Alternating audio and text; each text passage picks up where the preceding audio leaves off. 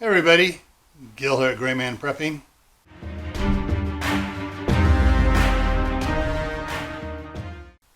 On this episode of Your Prep for Today, I want to talk to you about soups. All right, now, when I say soups, everyone's going to say, oh, you're talking about canned soups like chicken noodle soup and stuff like that. Yes, I am, and no, I'm not. What I'm talking about is both commercially canned and home canned and powdered soup mixes that you make at home and seal up and store at home. So I got three things I want to talk about. So if you're going to store canned soups, remember on the can, it's got this type of a lid to it, the pop top lids. Has a shorter shelf life, not because of the soup that's in here, but because of the can.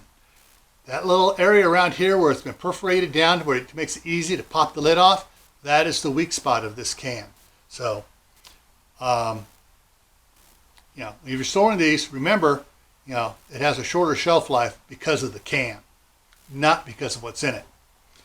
Also, when you're talking about canned soups, the acidity level also has to do with how long it can actually store in the can. All right. Now, touching on that, we're going to switch over to into the canned foods you do at home, canned soups. All right. What are you canning it in? Are you canning it in metal? No, you're canning it in a glass jar. And it's going to last a whole lot longer, and it's going to have a different taste. If you could can your home soup in a can, it's going to taste different after a while. Because, face it, they may coat the inside of these with stuff that's supposed to protect the food from the can and the can from the food, but stuff still transfers through, and you get a tinny taste in a lot of soups and stuff. Whereas in the jar, it tastes a whole lot better. Now, another thing I'm going to talk about is when you're canning it yourself, follow the proper procedures. All right, whether you're water bath canning or pressure canning. Pressure canning has a shorter time, and you've got to follow the time on it precisely. Don't shortcut it, because when you shortcut it, it's not properly canned. All right, and you can have problems with it. Same thing if you're water bathing it. Now, some people are going to say, oh, you can't water bath soups. Yes, you can. Because long before there was pressure canning, everybody used to water bath can. And the only reason why we had problems with water bath canning was people being lazy and shorting the time in the water bath canner. You're going to can meat in a water bath canner, you got to do it for the full 4 hours, not 2.5 hours. Because that's going to invite problems, all right?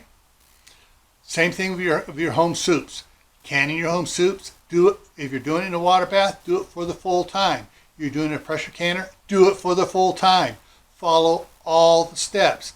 Don't leave a massive head space of air in there. Fill it up to the proper height where it needs to be filled to, all right?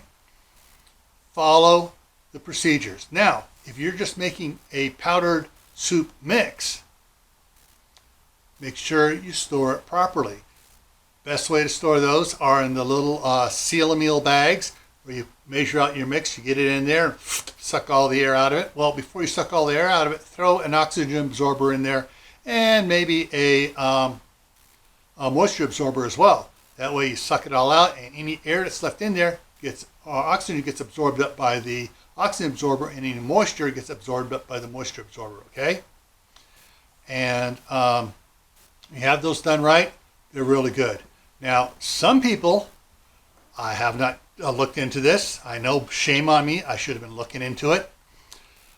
Will take if they have a freeze dryer, will freeze dry their soups so that they wind up basically having a powdered soup mix that all they got to do is add the water to again.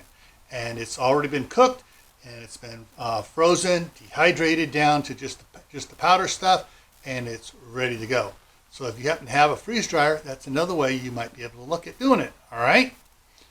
Okay, so there are some options on soups, things you can do, and ways you can try it out. All righty. So before I take off, I want to put a link up here to my other channel, Camp Patton Family Compound, where I do a lot of cooking on, and I have a prepper pantry over there as well as the prepper pantry here. I also have a bunch of preparedness videos that were over there before I brought this channel back. All right, so you may want to go and check out the emergency preparedness playlist, the how-to playlist, and some of the other playlists over there on emergency preparedness stuff. All right, so I'll put that link right up here to Camp Patton Family Compound. Then I'm going to put two links over here to playlists. Prepping for Beginners and Prepping in Private. All right, so get prepared,